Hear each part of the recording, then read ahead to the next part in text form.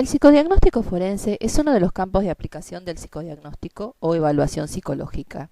De cualquiera de las dos formas es, digamos, el término que comúnmente se emplea. ¿Cuál es el objetivo de un psicodiagnóstico forense?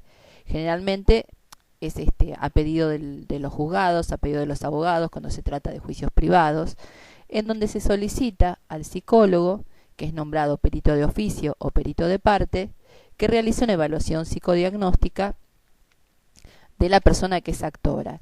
Digamos que cambian algunos términos, en lugar de decir evaluado, decimos actor o actora. En lugar de hablar, por ejemplo, de la evaluación psicológica en general, se trabaja con puntos de pericias, aunque hay algunos pedidos del juez en donde pide una evaluación psicológica general. Pero normalmente lo que se ve en la práctica es que haya puntos de pericias. En esos puntos de pericias se le pide al psicólogo, por ejemplo, que evalúe si la persona en relación al accidente o en relación al tema que se ocupe ha sufrido un daño psíquico, y si es así, digamos, cuál es el grado de, de malestar que le ha generado ese accidente en este caso, ¿no?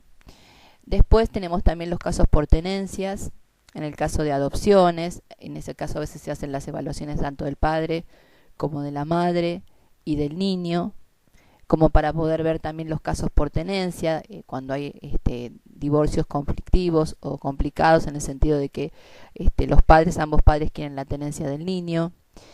Esto obviamente va a depender del fuero. En los fueros laborales, por ejemplo, se puede determinar cuando la persona en su trabajo ha sufrido acoso o hay un estrés laboral, o en casos también de accidentes que tengan que ver con el mismo tipo de tarea o en el ámbito donde la persona desenvuelve su tarea. Y después tenemos el caso penal, cuando hay homicidios, violaciones, casos de abusos, es decir, cada fuero tiene sus temáticas, pero en síntesis, la labor del psicólogo va a ser siempre la evaluación psicológica apuntada a esos puntos de pericias. A veces, por ejemplo, cuando hay casos de violencia, bueno, si el perfil de la persona es agresivo, si hay alguna psicopatología, y si es así, uno siempre tiene que especificar cuál es la estructura psicopatológica, cuáles son los mecanismos de defensa. Por eso, básicamente, un psicodiagnóstico forense es un psicodiagnóstico clínico. La batería que se utiliza es la de base que siempre recomendamos en todos nuestros trabajos, que son, digamos, los elementos indispensables para poder hacer una evaluación confiable de la persona que estamos evaluando, en este caso la actora. Básicamente es el HTP, la persona bajo la lluvia, el Bender, con el retest si es necesario, el cuestionario desiderativo. Pero sucede muchas veces, depende también el tipo de instrucción que tenga la persona, la posibilidad de que haya tenido de poder expresarse, o sea, el elemento proyectivo, en donde a veces, muchas veces, se requiere complementar con otras técnicas. Técnicas muy importantes para utilizar en el campo forense son los inventarios de personalidad. El más destacado de todos ellos es el MMPI-2, en donde se trabaja, digamos, se va a determinar también estructuras psicopatológicas a través de las distintas escalas que el mismo posee. Cuando, por ejemplo, a veces se sospecha si hay algunos componentes psicóticos o rasgos paranoicos, para profundizar en el tema de si vemos signos de depresión, si hay una estructura expresiva ya consolidada. También está el de Milo, que es para evaluar trastornos de personalidad. Pero en general lo que siempre recomendamos es que esas técnicas que vamos sumando tengan que ver también con el nivel de profundidad que tenemos que hacer sobre lo que estamos evaluando y sobre la temática que está involucrada. Por ejemplo, a veces en casos de accidentes la persona ha descendido su nivel de atención-concentración.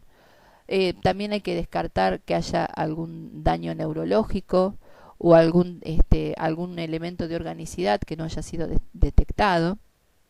Para ello el Bender es un excelente aliado, pero también hay test que evalúan el nivel de atención-concentración. Todos los test de nivel de atención-concentración, el más conocido es el Toulouse-Pierron, pero hay muchos otros.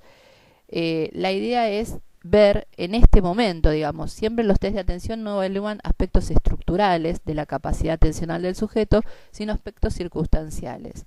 Lo que sucede en ámbitos de evaluaciones psicológicas forenses es que muchas veces estamos evaluando personas que han tenido ese accidente que ha dado lugar a esa causa judicial 5 años, 3 años y a veces más también. Por lo tanto, ha pasado un tiempo importante desde que se produjo el accidente hasta que se le hace la evaluación. Esto, digamos, los tiempos son demasiado amplios. Entonces, a veces hay que sumar otras técnicas para sondear muchas veces cuáles las características que pueden haber estado en la personalidad previa y cuáles son las consecuencias que realmente ha generado el accidente. Por eso es el tema del daño psíquico. Se considera daño psíquico si a partir de ese accidente o ese incidente traumático la persona ha modificado o se ha alterado en algunos aspectos de su vida. Para eso también utilizamos el DSM-4, ¿no? Que es para evaluar, por ejemplo, también el nivel de atención, de actividad global. Es decir, por ejemplo, si la persona ha tenido un incidente traumático, pero ha seguido trabajando, ha podido seguir manteniendo su vida, digamos, el peso psíquico la persona lo ha podido soportar mucho mejor.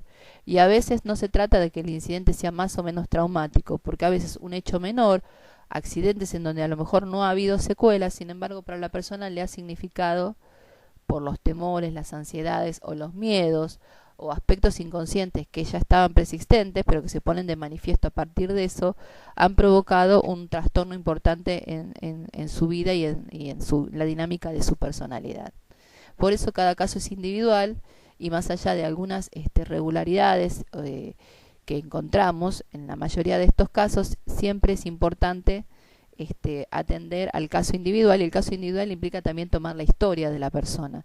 Por eso es muy importante una buena entrevista previa, tratar de sondear de cómo, digamos, la persona, cómo era su vida. Por ejemplo, a lo mejor un accidente puede provocar que alguien deje de hacer deportes, cuando el deporte forma parte importante de su vida. Entonces, si ese deporte ya no lo puede hacer nunca más por el tipo de lesión que ha sufrido y eso formaba parte importante de su vida, es muy probable que eso le genere algún grado de daño psíquico. Para la evaluación de daño psíquico usualmente hay distintos baremos, pero el más utilizado es el baremo de Castex. Bien, ¿qué otros test también podemos sumar? Bueno, los completamientos de frases como el de SAC. El de SAC es uno de los completamientos de frases, ya que existen otros también, más clínico, porque evalúa vínculos interpersonales, relaciones con las figuras con los padres, con la madre, miedos inconscientes, es decir, hace todo un sondeo clínico. Después también se puede tomar algún test que evalúe el estado psicosomático actual, alguna escala de estrés. Si sospechamos depresión y vemos indicadores en los test que vamos analizando, podemos digamos, acompañar también algún test psicométrico. Siempre decimos que los test psicométricos muchas veces hacen como una información mucho más precisa de algún rasgo que se está viendo, digamos, en la evaluación. Por ejemplo, los test de ansiedad, las escalas de depresión, que puede ser la de Hamilton y la de Beck.